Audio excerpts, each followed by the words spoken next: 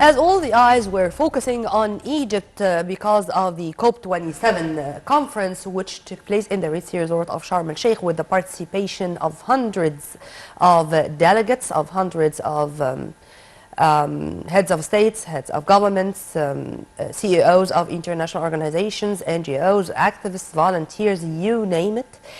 This is going to lead us to seize the opportunity of having an expert and to speak first about, again, to make it that clear or even clearer to the layman in the street, what's climate change, why it is a crisis, why we do have the COP conferences in the first place, why it's not a luxury anymore to speak about climate change as something which is not fatal, which cannot be the reasons behind losing innocent lives. Well, we are going to go into more details as we do have a lot to speak about and a lot of questions to ask to my dear guest, Engineer Wael Nashaar, our expert in solar energy. Thank you very much for being with us, sir. And as I said, we are going to start immediately, and let first, and in brief, if you permit me, speak about this term, climate change crisis, and to what extent now we knew enough about it, whether the hard way, as we were speaking before being on air, with all the natural disasters the whole world was all living, or with the negative repercussions, particularly on Africa, despite the fact that Africa is the least continent to practice this dangerous activity of participating in raising the temperature of our planet, planet Earth. Thank you very much. Let's start by saying that, the economics of China and the United States are the most countries that have carbon emission. If we talk about Egypt, Egypt has an emission of 250 million tons of CO2 per year and puts it in the 27th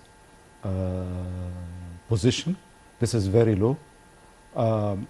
We are also reducing our carbon emission by 3% every year.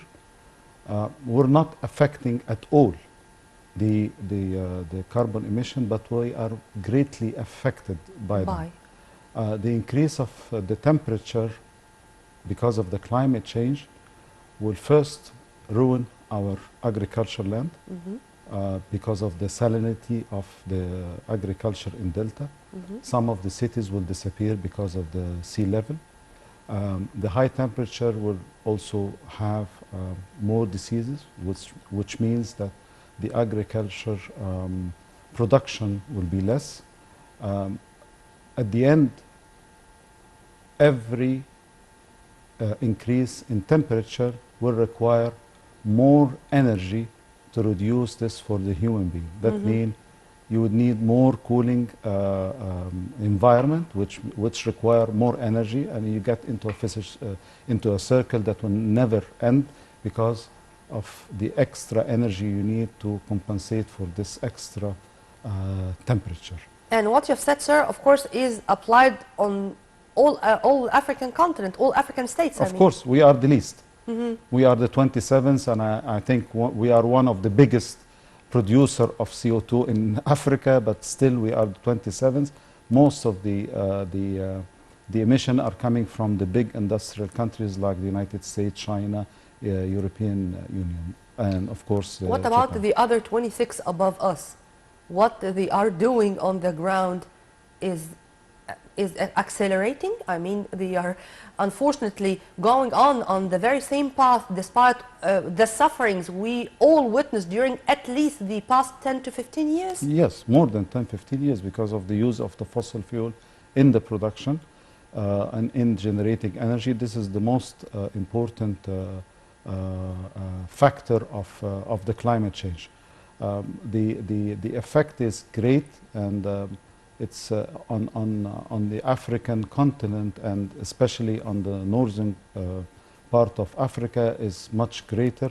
You'll see many studies that show you that the sea level rise on the beaches, and some of the cities on the coastal cities you will not see anymore within the next few years.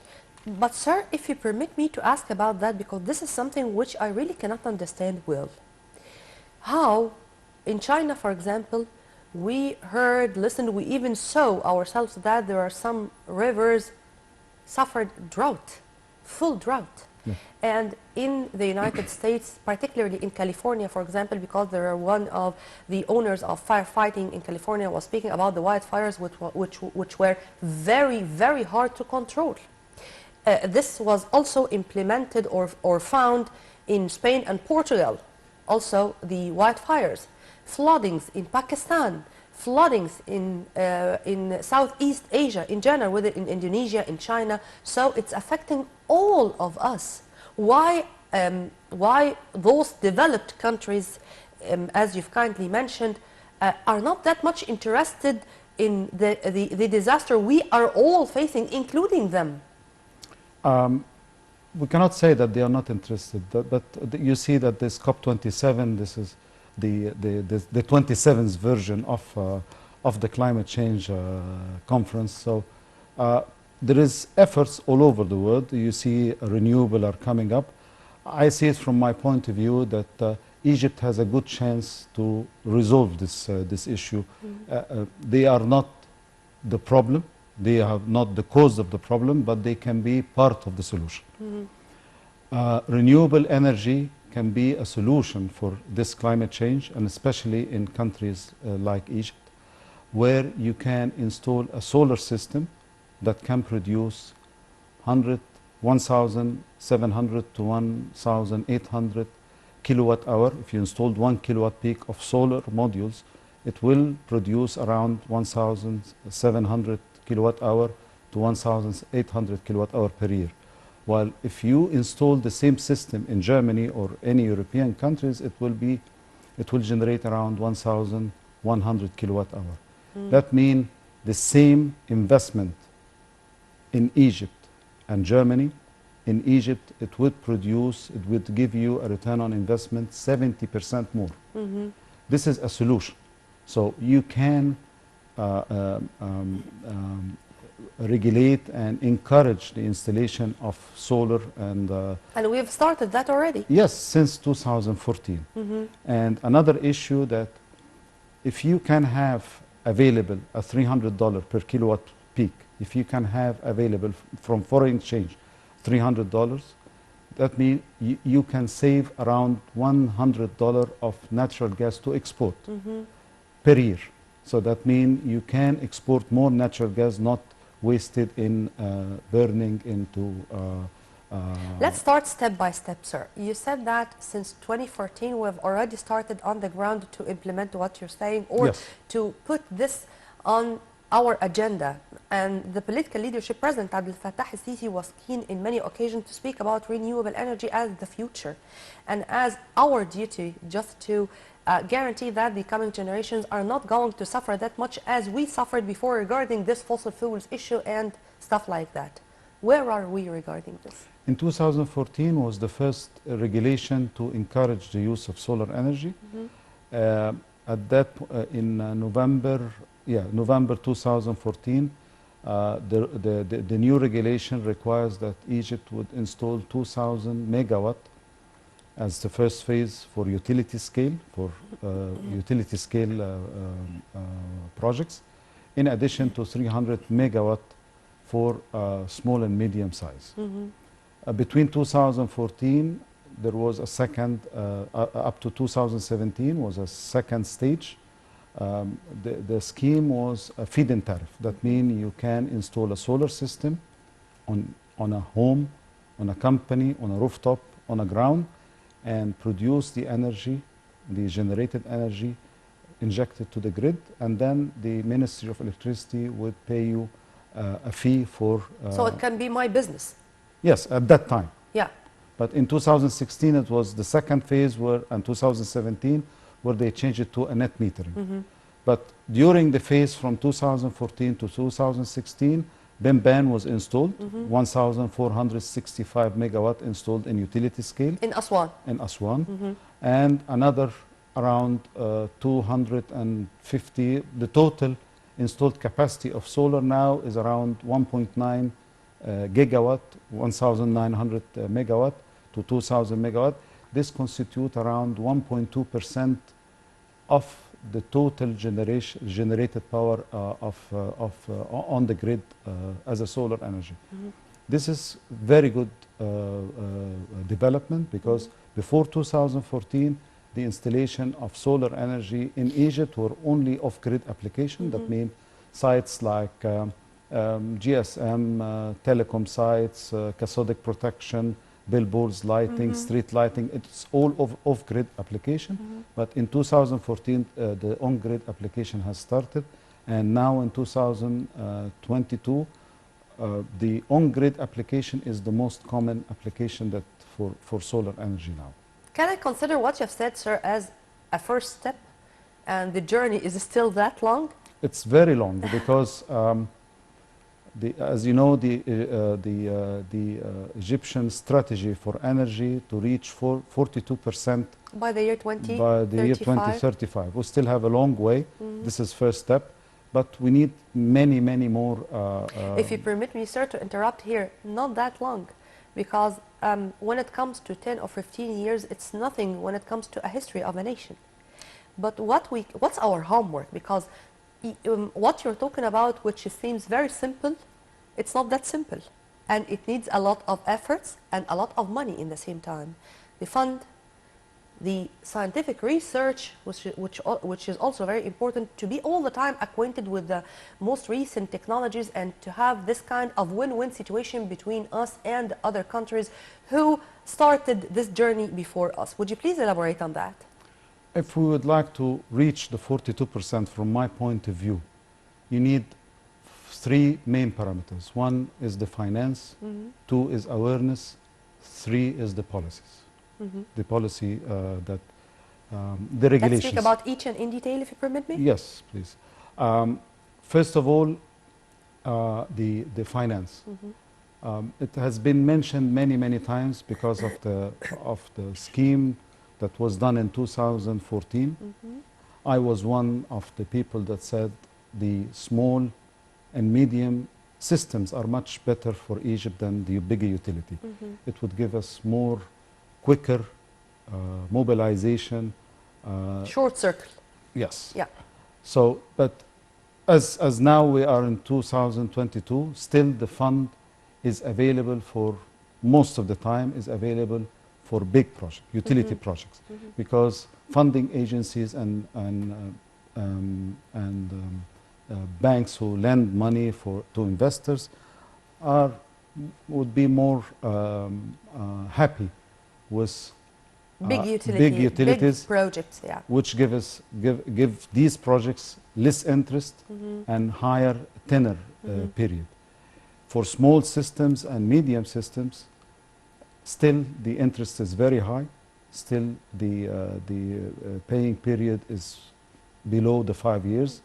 What we need to encourage solar is that to encourage more the small and medium by creating better funding. We can depend on both, or to walk in both routes parallel. Yes, but this is you have to create a new fund or a program that can give money with better interest rate and better their revenues or their worth, yes, and repayment. To have this circle, because sums of money or money capital is covered by all means, and this is something which we all know, but with feasibility studies, with research, it's going to be what we can call a calculated risk in a way. Number two, awareness. Our role as media, I think. And before we can say about fund, let me explain why I said the small systems. It's very simple. If we need 2,000 megawatt or 3,000 megawatt, you can do it by 2,000 systems, each one is 1 megawatt, or you can do it with one system, 2,000 megawatt. From my point of view, it's much easier, less losses if you do it on many, many rooftops. You can install, if we would like to do a 2,000 megawatt on rooftops, that means you're going over 200 or 250,000 rooftops in Egypt, which is very, very small number. Yeah. Plus, you are going to consume the power the energy in its place, which means that it's less losses on the grid. And no transportation fees. Nothing. If we can say so, while you were talking about this, sir, I don't know why I dreamed of a phone call coming from my neighbor in the next building, for example, speaking about if I do have surplus solar energy because she ran out of power and I can do this easily. I think that this is something which we are going to achieve later on. But let's continue with awareness. Awareness? Is what you're doing now. It's to show people what's the advantage of using renewable, not only economically but also socially, because it's create jobs, plus the environment. And in the beginning, you said environment is a luxury, is not a luxury anymore. We've been saying preserving environment is not a luxury it's anymore. Yes. a long time. It's now it's a matter of Life and death. Yes, Yes, because increase in temperature, you are going to lose crops, you're going to lose lands, more diseases. It's much more. I'm saying environment is not it's not luxury anymore. Yes. Third is the policy.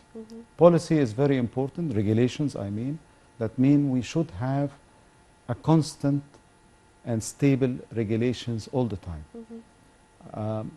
As we say, we have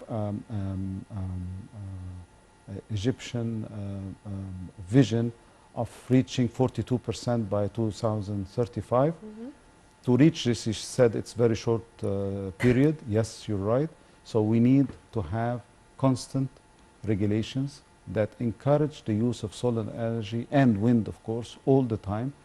It has to be constant. You don't change it every month or every 6 months, but it has to be planned for a long period of time to have investors come to Egypt, invest in solar energy and install solar systems. This is very important for investment, for foreign investors to come. And let me explain one of the numbers we give in the beginning. Please do. Yes, Egypt is on the 27th. Yes, it's producing 250. This is 0.6% out of the total emission. But if we look at absolute number, yes, these are the facts, but we have to look at also in the perspective of GDP. If you look at a country which is one of the biggest contributor to carbon emission, it's producing in GDP $4.9 per each kilowatt hour, while in Germany it's $6.4 per kilowatt hour. But if you look at Egypt, it's $1.5 only per kilowatt hour, which means we are producing for each GDP 3 times. We need 3 times the power that the US multiple 3, and if you compare it to Germany, it's 4 times. So we need also regulations and more effort to be done on the side of the energy efficiency part. This is very important. Sure. If you are going to do a renewable energy, solar and wind, you would like to do it while you have energy conversion, energy efficiency program on the ground. The word efficiency, the word sustainability, accountability, of course, awareness. I think they are key words when it comes to the very important subject we are speaking about. True? Correct. Sir, before going into more details, because this is something which I really do not understand that much, there is a relation between solar energy and green hydrogen? Yes, if green hydrogen is produced by the use of solar energy. So I cannot separate this from that? No, you need green hydrogen means it's produced through a renewable source, solar or wind. Of course, you know the other colors like the gray and the blue. The gray is used by the natural gas and the blue is by fossil fuel. But the most needed and used now, the green hydrogen, is the one that is extracted from renewable energy. Yeah. Why I'm asking this? Because of course there are scientific terms which I do not understand that much, but what I do understand that in the important speech of American President Joe Biden when he came here, he spoke about the $500 million to help Egypt to help Egypt's transition to green economy, renewable energy, and how to boost our renewable resources. How do you see this as one of our main targets now? And speaking about that as something which is considered, as you kindly mentioned more than once in your speech, a must. I'm not going to speak about the sum of money because, of course, we are going to need more. And this is going to cost us more. But can I consider it a nice start from the West? Any fund coming is good for the country, but I see it from another perspective. I see Sure. that we need more investors in renewable energy. If we can have better regulations and better encouragement for installation of solar system, while we are now having projects for connecting projects to Sudan, to Jordan, Saudi to Arabia. Saudi Arabia, Yeah. Libya, and projects going now to Europe. This is very promising because it's very good to install a solar system, as I mentioned in the beginning. The same investment in Egypt would produce 70% more if you install it in Germany.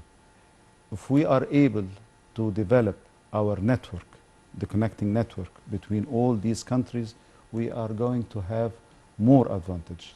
One is that you don't need more spare capacity. You can use the capacities over all the other grids. Yes.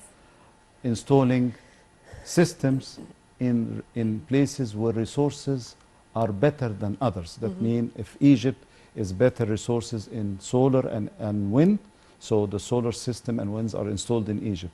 In Germany, they are having nuclear and coal, so they are installing. It's better utilization of resources. It's localizing solar energy industry, I may call it this way? No, yes, it's Because localizing industry is also one of our priorities. And localizing investment in a certain field, this is also one of our priorities. Why I want to reach this? Egypt is prepared to turn into a regional renewable energy hub. Of course, this is not easy, and still And it's it can, a long by the journey. way, it can. But it will come, and it's applicable.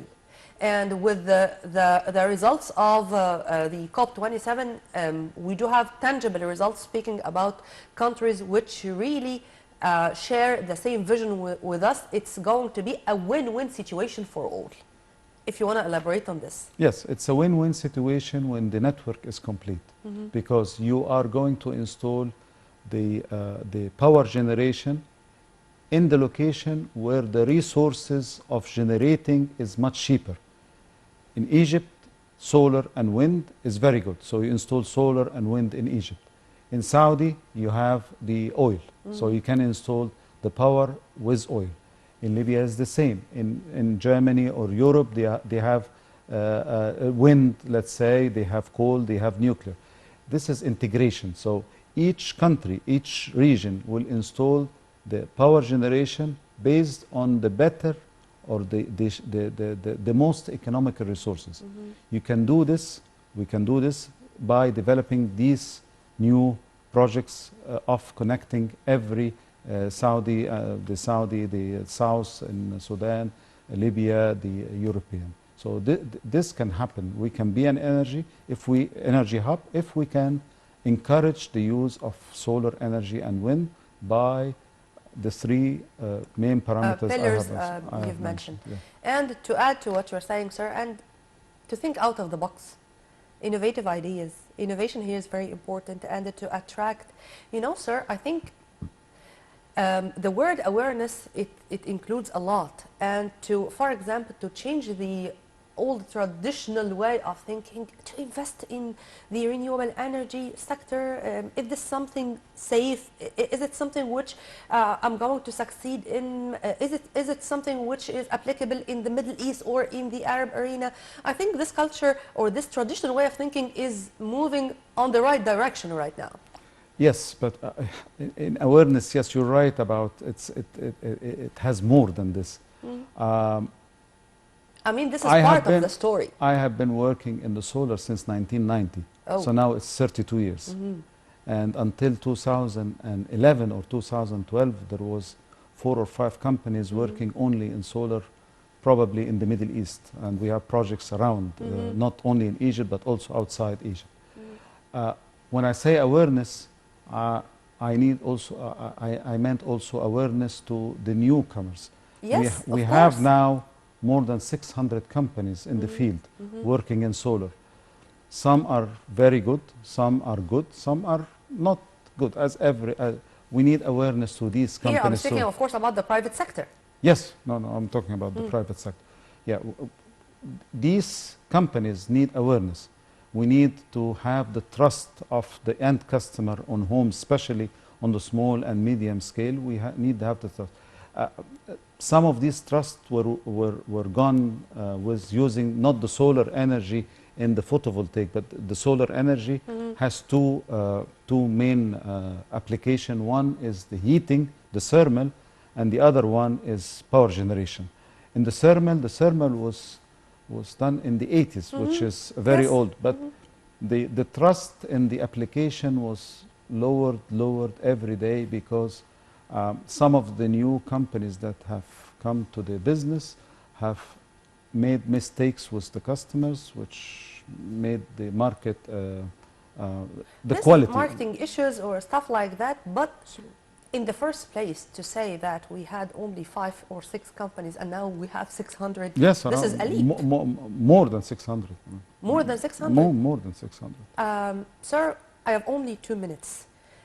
If you want to elaborate on a certain idea or a certain point before we go. The main would be funding, and because I think from my point of view that small and medium solar system is the future, not the utility. A utility requires too much logistics, requires permissions, land. But on small and medium, you don't need all of this. You just install it on the roof of your home, the roof of your company, the roof anywhere it's in your ownership, and then you can install it and use the net meter scheme that is available now from 2017. You can get back your money in 4 to 5 years, maximum 6 years. Even for commercial, you get it in 4 years. So I think if funding is available now, but you need better terms, better interest. And I'm sure that this is better, going to take place and to be inshallah. implemented on the ground, inshallah. Inshallah. Engineer Wael Nashaar, I enjoyed our discussion. Thank you and very we are much. going to leave you, sir, with a promise to see you again in more episodes of our Thank you. program. Thank you. Well, we already introduced Egypt to the whole world. COP27 introduced the new Egypt, the new republic, and I think it's now messages sent to the whole world. Egypt is safe, is secured, and is ready to receive all investments in all fields, and particularly in renewable energy. Well, now it's time for the most important economic events which took place during the past 7 days. We are going to live with them in the coming minutes. Stay tuned only on Nile TV International, and inshallah, I'm going to meet you same time in another episode of Money Means Business. With all my love, this was Nurmina Abdurrahman.